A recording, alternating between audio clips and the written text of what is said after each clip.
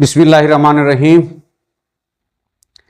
तमाम तारीफ़ रब्बुल आलमीन की हैं। करोड़ा दरूद मोहम्मद व आले मोहम्मद पर। देखने सुनने वाले अहबाब गरामी कदर को सलाम अर्ज़, खुश आमदीद साथियों। आज हमारी गुफ्तगू का मौजू होगा पाकिस्तान की पॉलिटिक्स, लेटेस्ट अपडेट। और अगर हमारी गुफ्तगू आपको पसंद आए तो लाइक कीजिएगा और कमेंट्स के ज़रिए हौसला अफजाई ज़रूर कीजिएगा और चैनल को सब्सक्राइब लाजमी कीजिएगा। तो चलते हैं अपनी गुफ्तगू की तरफ। साथियों, एक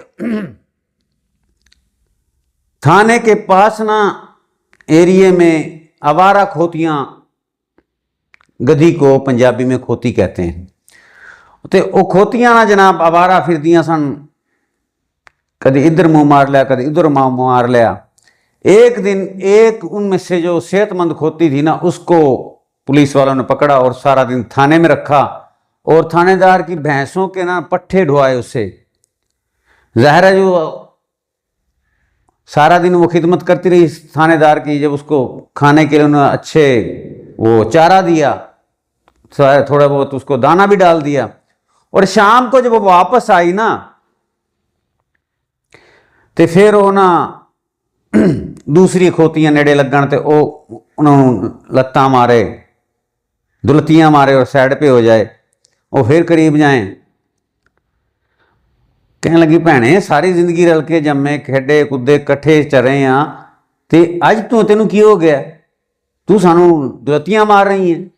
उन्हें कहा तेनू पता नहीं? उस खोती ने कहा तुहानू पता नहीं, मैं अज थाने होई हाँ, थानेदार दे पट्ठे ढोए ने, उन्हें मैनू पट्ठे खुआए ने, ते हुण मैं थानेदार दी खोती हाँ।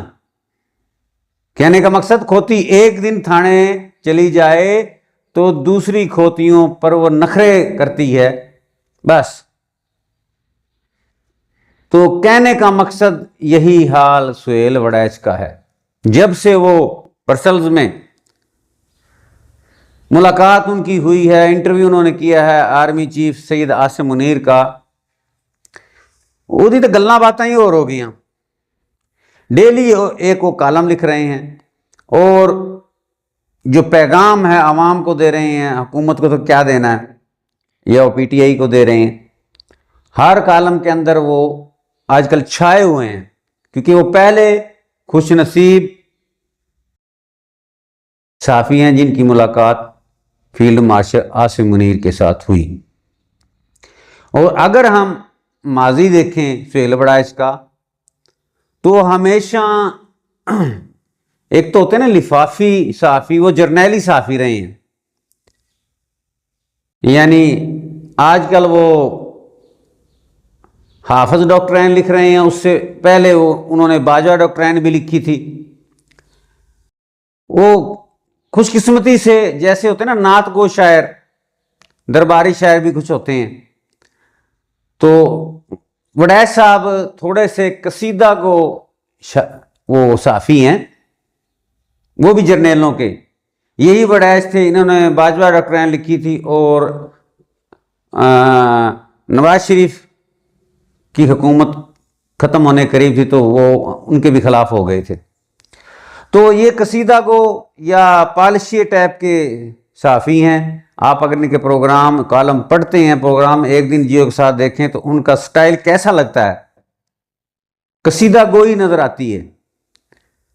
तो उनकी मजबूरी है, लेकिन उन्होंने जो पैगाम दिया है वो पाकिस्तान के आने वाला सियासी मुस्तकबिल है, पाकिस्तान का मुकद्दर है जो पैगाम दे रहे हैं। क्योंकि 2.5 घंटे उन्होंने इंटरव्यू किया है, उन्होंने मुलाकात की है, तो हर कॉलम में और हर कॉलम का वो लाखों रुपये भी लेते हैं।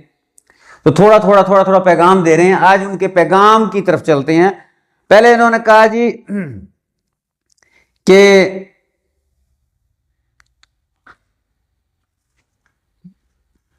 आसिम मुनीर साहब का विजन है कि पाकिस्तान को तरक्की की राह पर गामजन ना किया जाए, बल्कि इतना उनका अज़म है कि पाकिस्तान एशिया का नहीं पूरे वर्ल्ड का इक़्तिसादी तौर पर टाइगर बन जाए। इतनी पाकिस्तान के पास वसाइल تو نہیں ہے، مطلب ذخائر موجود ہیں، اور اگر ان کو 10 سالہ منصوبے کے تحت ان کو اگر استعمال کیا جا سکے تو پاکستان کا جو ریکارڈ ہے نا جی، وہ منصوبہ، اس کی آمدنی اربوں روپے ڈیلی کے حساب سے ہے، اور اس کے لیے ایک مضبوط پلیٹ فارم کی ضرورت ہے، ایک مضبوط لیڈر کی ضرورت ہے، اور یہ 10 سال تک اگر وہ سسٹم چلے تو پھر پاکستان کے سارے قرضے ختم ہو جائیں گے اور پاکستان سپر پاور بن جائے گا۔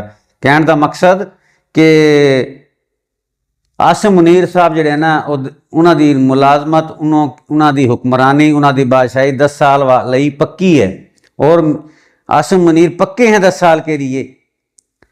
ایک تو یہ پیغام۔ دوسرا انہوں نے کہا جی کہ قرآن کی ایک آیت کا حوالہ دیا، تشریح کی اسی کالم کے اندر، کہ جنہوں نے معافی مانگ لی وہ فرشتے، اور جنہوں نے نہیں مانگی وہ ابلیس یا شیطان۔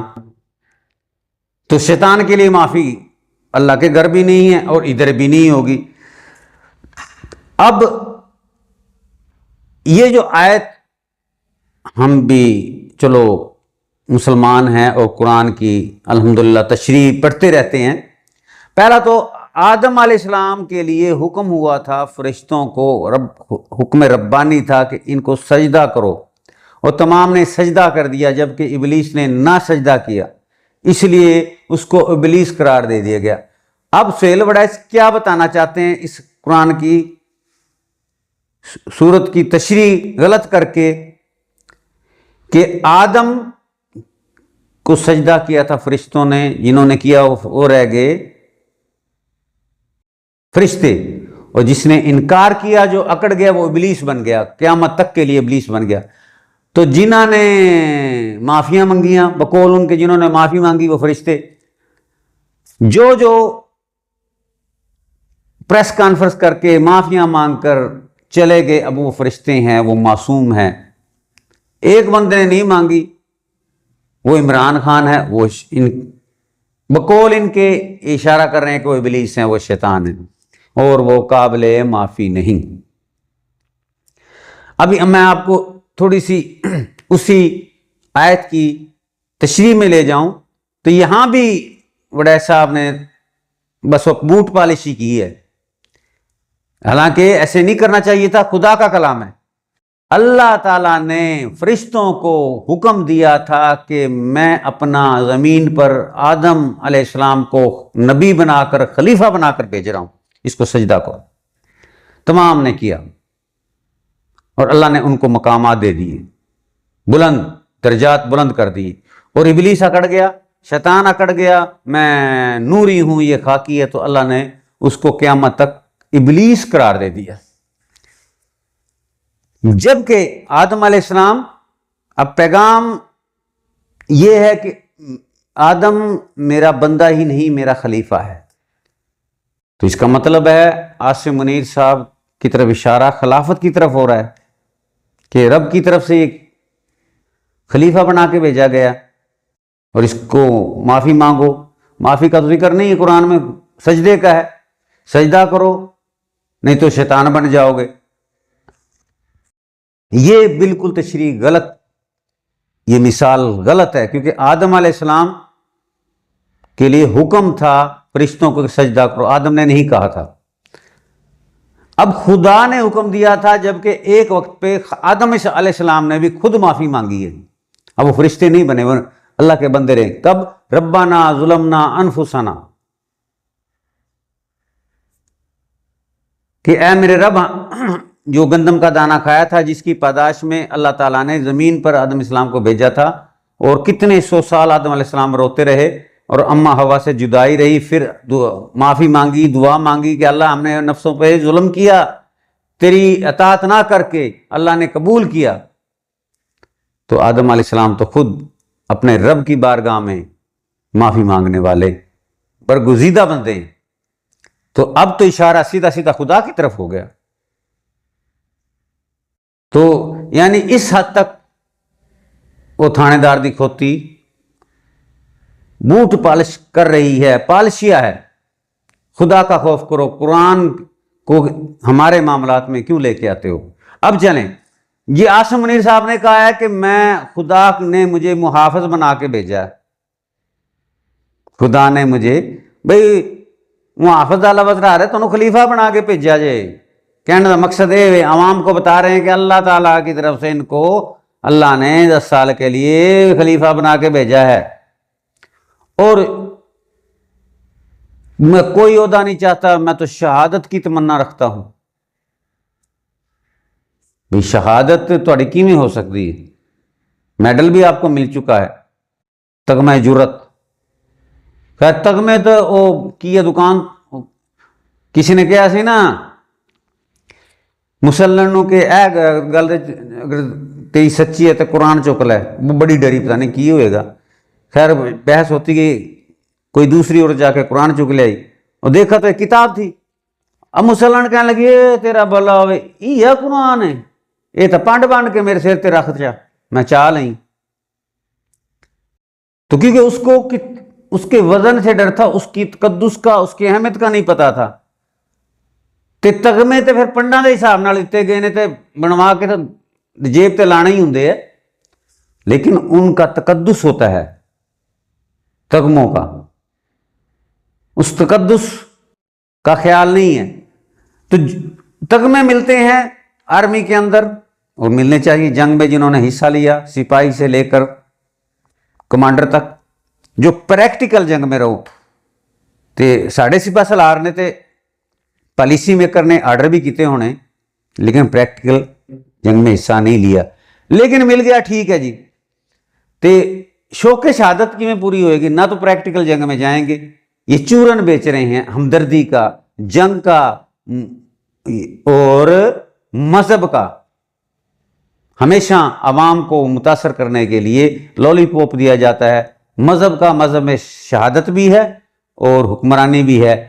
तो कहने का मकसद सुहेल साहब का ये दूसरा पैगाम है। अब तीसरा क्या वो करना चाहते हैं एड्रेस कौम से,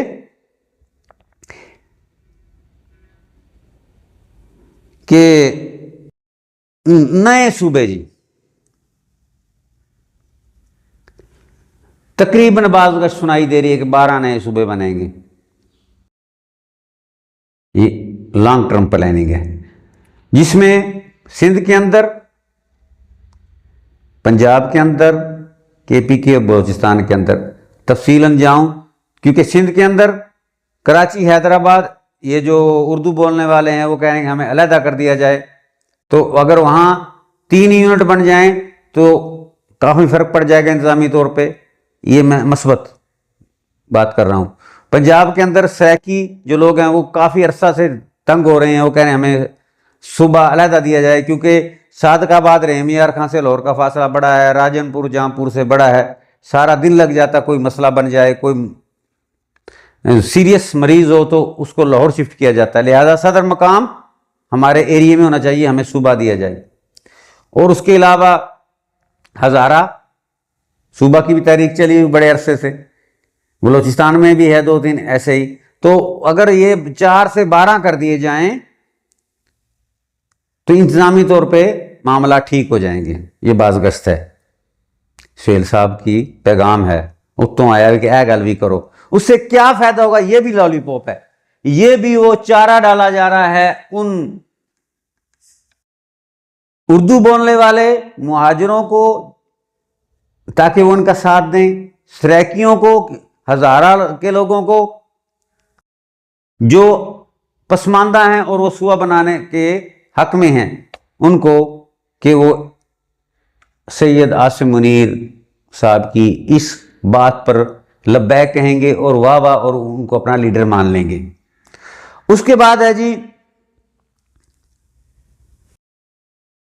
अब पीपल्स पार्टी तो नहीं चाहेगी कि सिंध के 3 सूबे, 1-2 सूबे और कर दिए जाए, तो तकसीम हो जाएगी। सिंध पे तो उनका जोर है। ना नून लीग चाहेगी कि पंजाब का 1 सूबा, इसके 3 सूबे कर दिए जाएं। वोट बैंक तो टूट गया। चाहे